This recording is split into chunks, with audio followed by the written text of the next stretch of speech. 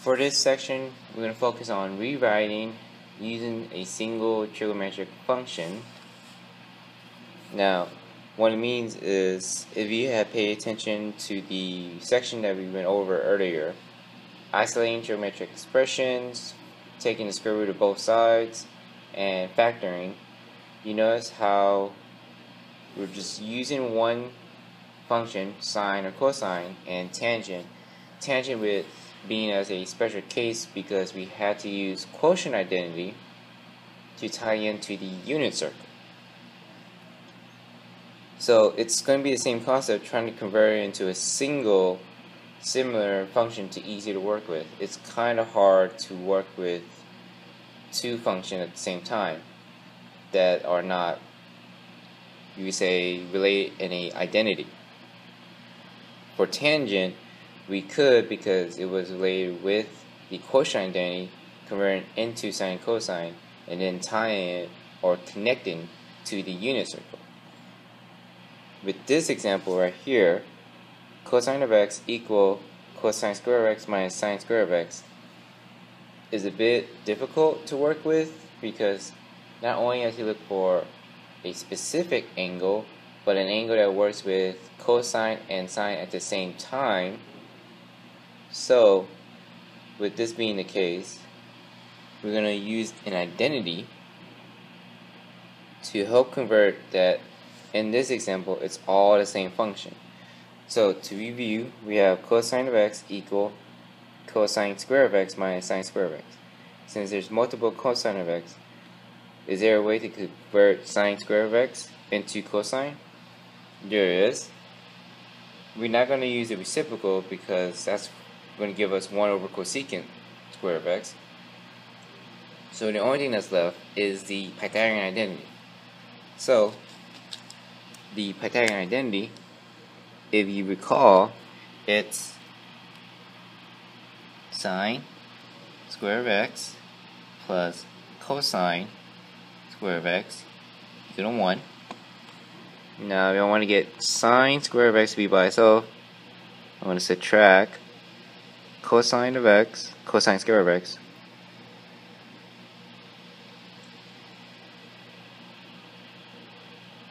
so we're going to have sine square of x equal 1 minus cosine square of x. So all I'm going to do is going to switch out with this. Now, since there's a minus, it's best to include parentheses just in case if you have to distribute.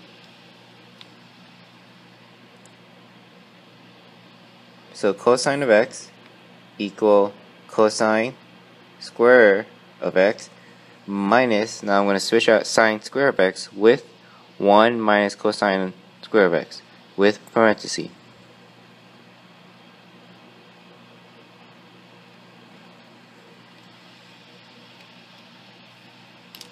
Even if there was a plus, it's best to include parentheses just in case. Now, as you can see, we all have the same function within the example and a given number, which is okay. Now, what I'm going to do is I'm going to distribute this minus. So we're going to have cosine x equal cosine square of x minus 1 plus cosine square of x. What I'm going to do is combine like terms to make it easier. So it's going to be cosine of x, the same on the left side, equal to 2 cosine square of x, cosine square of x, plus cosine square of x, and then minus 1. Now, I'm going to cancel out cosine of x from the left side and then bring it forth to the right side. So, opposite of cosine of x is going to be minus cosine of x. Therefore, I'm going to do minus cosine of x. So, on the left side is going to cancel out, equal to 0. Cosine of x does not combine with cosine square of x, so they're two separate terms. So it's going to be 2 cosine square of x minus cosine of x minus 1. Alright, it seems to be like a quadratic equation, so if you would like, we can rewrite it just like how you were given quadratic equations to factor. So 0 equal 2x squared minus x minus 1. Remember, I use cosine of x equal to x. So 2x squared minus x minus 1. Now, this is a part where you would use the same method you did on all the tests to find the factors and then to find the zeros. So when you're going to factor this for 2x squared minus x minus 1, you should have 2x plus 1 and then x minus 1.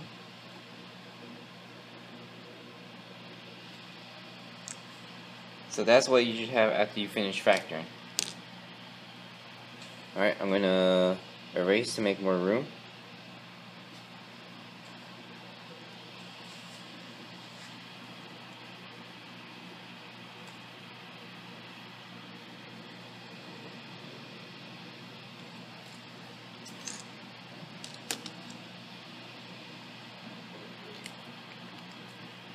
Alright, so we have 2x plus 1 and x minus 1 equal to 0. So what I'm going to do now is I'm going to bring back cosine of x and replace it where the x is. So it's going to be 2 cosine of x plus 1 parenthesis and then cosine of x minus 1 equal to 0. Now these two factors are multiplying, so I'm going to set each of them equal to 0. So 2 cosine of x plus 1 equal to 0 and cosine of x minus 1 equal to 0.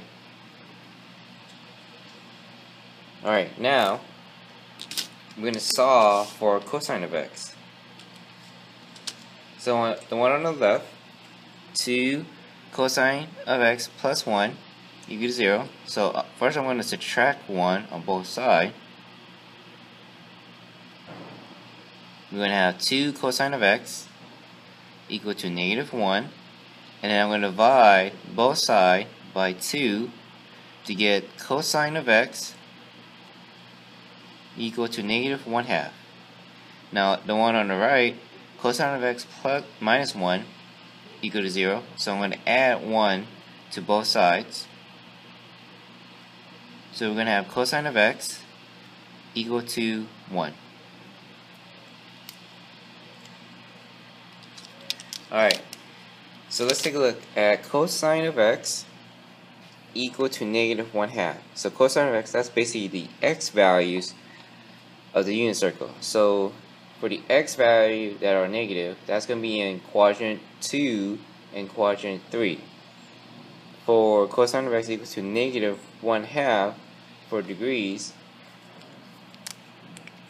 it will be at 120 degrees,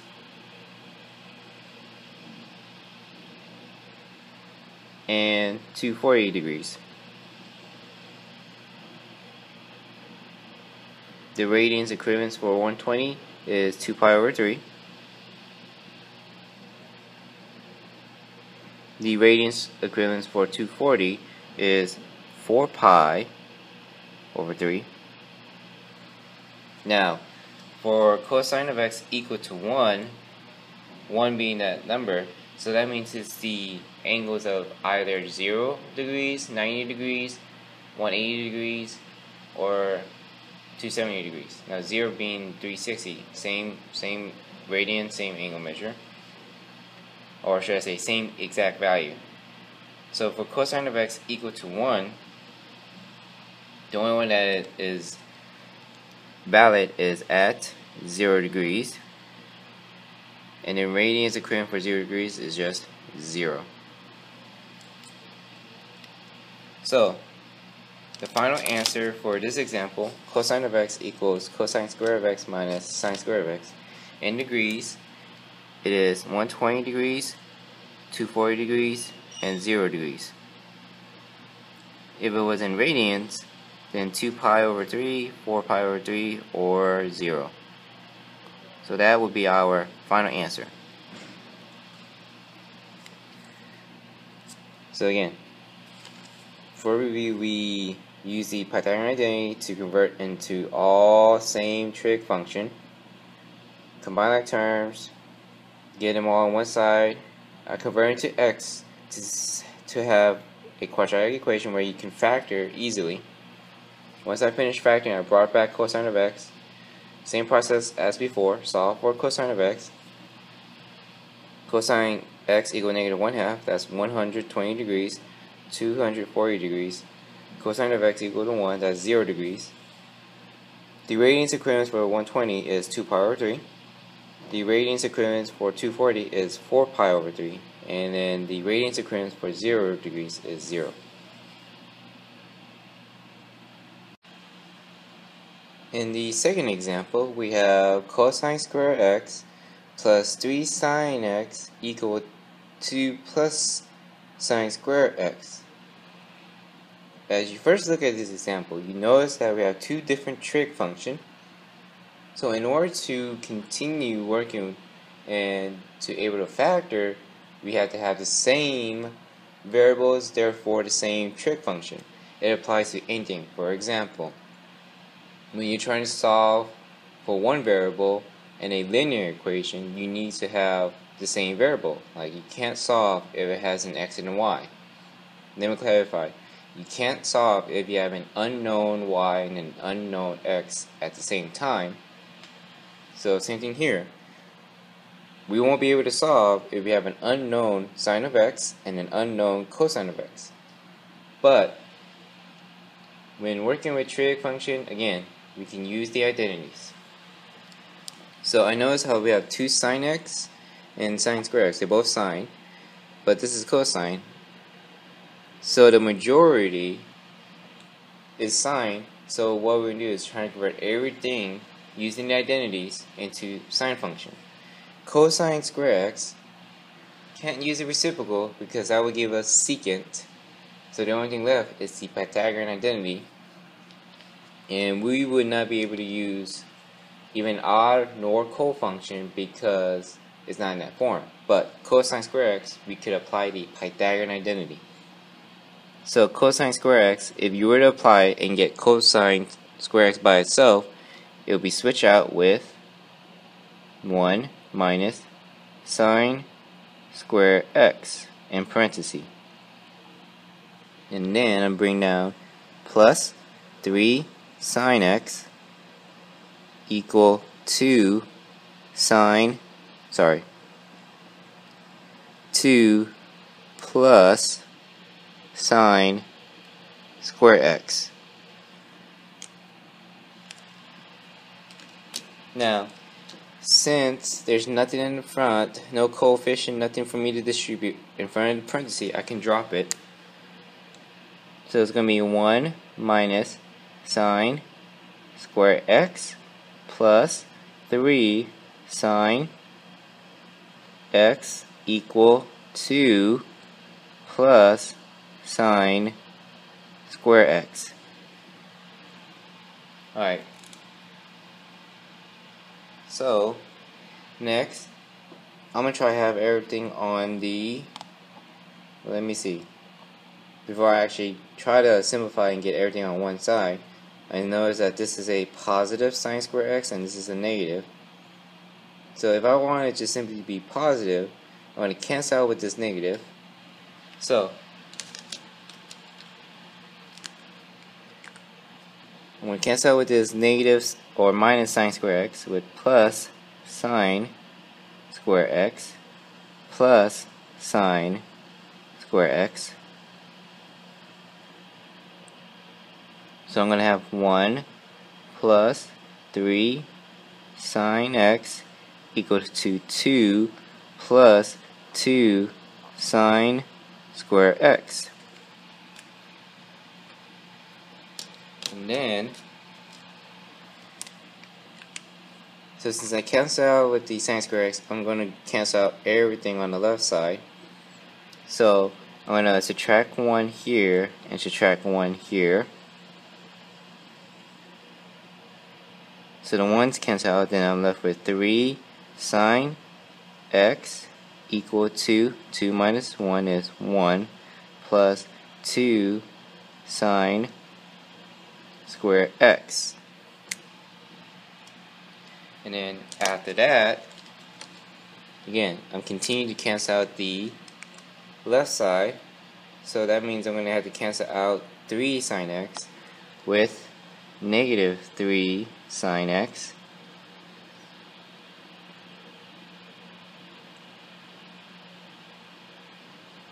Now keep in mind, sine square x is not the same as sine x. Make sure you have that in your notes. So the left side will cancel out.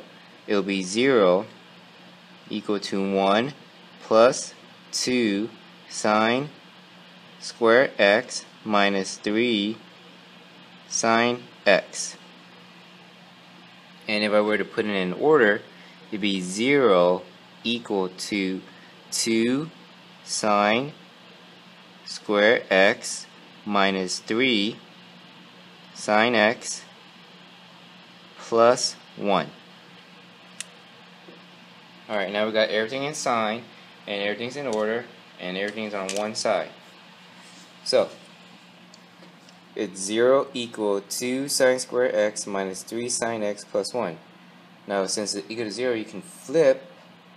So instead of 0 being on the left side, 0 can be on the right side, and 2 sine square x minus 3 sine x plus 1 can be on the left side. So I'm going to erase to make more room.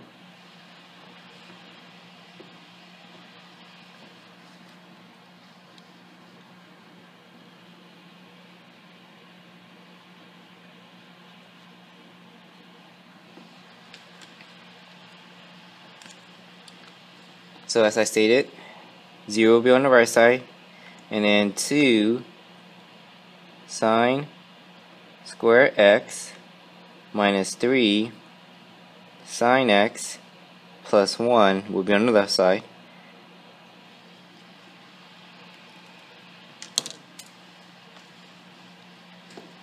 Alright, so then now I'm going to do substitution.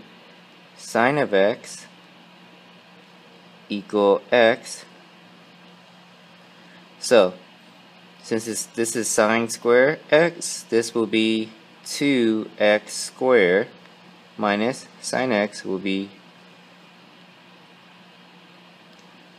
so negative 3 sine x will be negative 3x plus 1 equal to 0.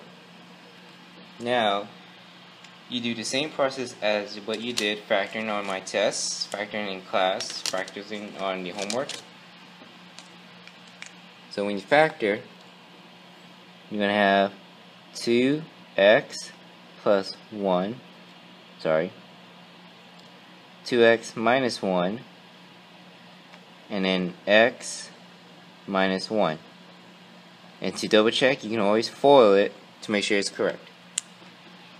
So our factors for this 2x squared minus 3x plus 1 is 2x minus 1 times x minus 1. Alright, now I'm going to bring back the sine x. So where there's x, I'm going to switch it back with sine x. So it's going to be 2 sine x minus 1 times sine x minus 1 equal to 0.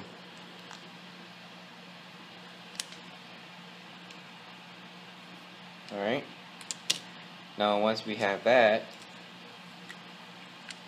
we have again two factors. We're going to set it equal to 0. So 2 sine x minus 1 equal to 0, and then sine x minus 1 equal to 0.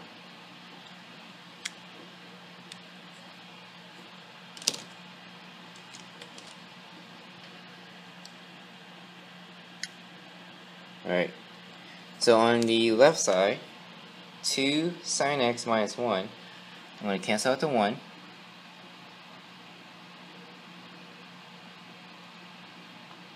So we're going to have 2 sine x equal to positive 1. And then I'm going to divide by 2. So sine of x equal to positive 1/2. Now, over here, sine of x minus 1, I'm going to cancel out with the 1 again. Sine of x equal to 1. Alright, so sine of x equals to 1/2, a positive 1/2, so that means the positive y value.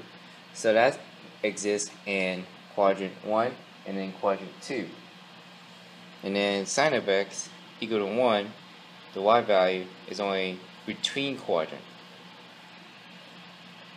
Now sine of x for equal to positive 1/2, that would be 30 degrees for this one and 150 degrees. And then sine of x equals to 1, that's 90 degrees. So, if I were to ask you in degrees, it'd be 30 degrees, 150 degrees, and again, sine of x equal to 1, that is actually between quadrant 1 and quadrant 2 at 90 degrees. Now, if I were to ask you in radians equivalents, for 30, pi over 6. For 150, 5 pi over 6. And then for 90, pi over 2. And here is our final answer in degrees, and then our final answer in radians.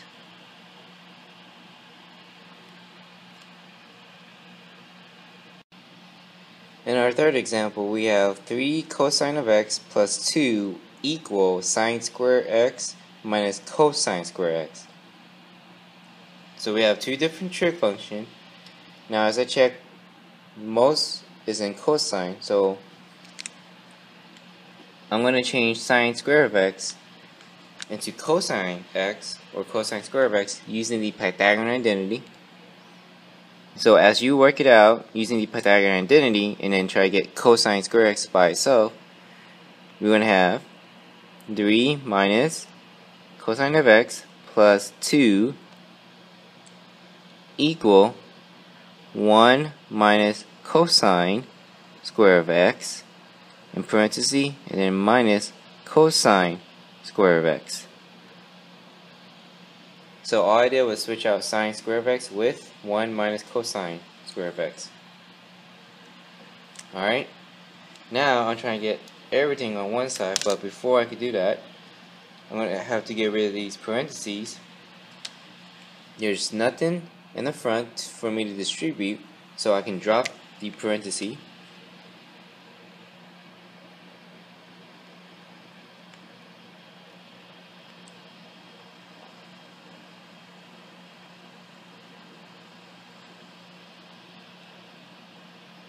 Now, I see multiple cosine square of x, so I'm going to combine these two. So negative cosine square of x minus cosine square of x, that's going to become negative 2 cosine of x, cosine square of x.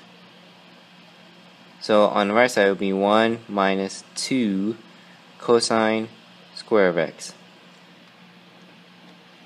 Alright, next, now I'm going to try to get everything on one side. Since I have a negative cosine square of x, and I tend to have that one, since that's the leading term, positive. I want that to be positive. You can still work with negative. There's multiple ways how to solve this problem, but for me I tend to like to work with positive leading terms. So I'm going to add the cosine square of x to cancel this out.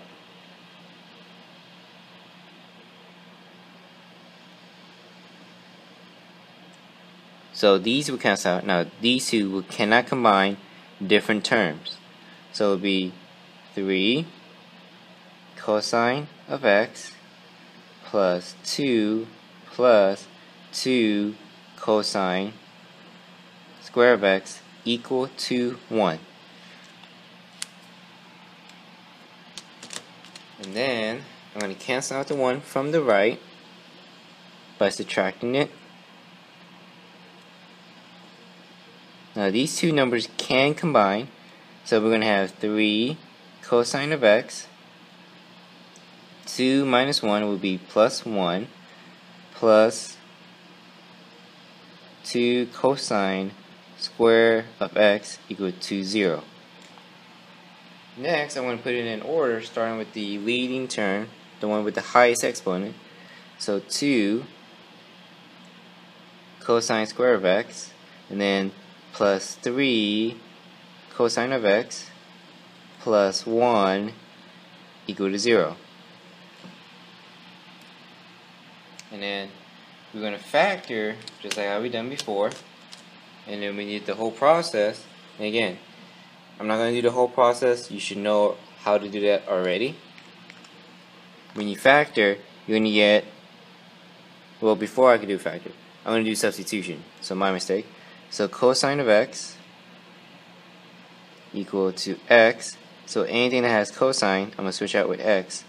So 2 cosine square x, that's going to be 2x squared, plus 3 cosine of x, that would be 3x, and then plus 1 equal to 0.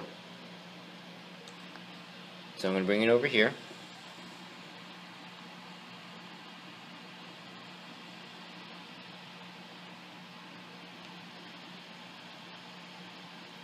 So as I said before, I'm not going to do the whole work. You should already know how to factor. 2x squared plus 3x plus 1. When you factor, it's going to be 2x plus 1 and x plus 1 equal to 0. So now we finished factoring that part. After you finish factoring, we're going to bring back cosine of x. So wherever it has x, we're going to put in cosine of x. So 2 cosine of x plus 1 times cosine of x plus 1 equal to 0. Alright? So again, I replace all the x's with cosine of x. Now since we have two factors, we're going to set each factor equal to 0. So 2 cosine of x plus 1 equal to 0, and then cosine of x plus 1 equal to 0.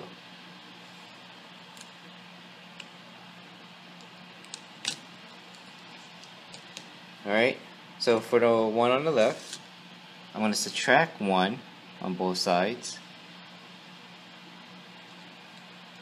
So I'm going to have 2 cosine of x equal to negative 1, and then I'm going to divide by 2. So cosine of x equal to negative 1/2. Now the one on the right, I'm going to subtract 1 on both sides. So it's going to be cosine of x equal to negative 1. Alright.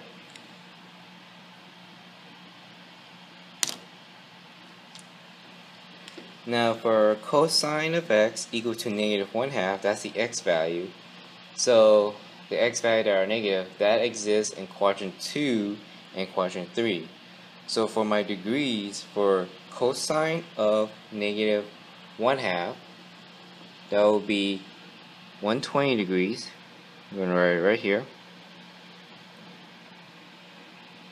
and in quadrant 3 it will be, again, it exists in quadrant 2 and quadrant 3.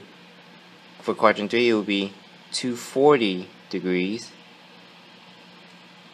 Now those two are for cosine equal to -1/2. Cosine of x equal to -1, that's actually between quadrant 2 and quadrant 3. So the angle measure for cosine of x equal to -1/2 is 180 degrees. Now the radians equivalence for 120 is 2 pi over 3.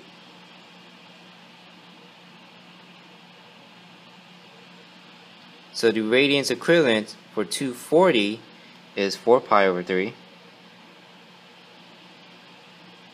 And then the radians equivalent for 180 is pi. So the final answer in degrees for this example is 120, 240, and 180 degrees. If it was in radians, it'd be 2 pi over 3, 4 pi over 3, and pi.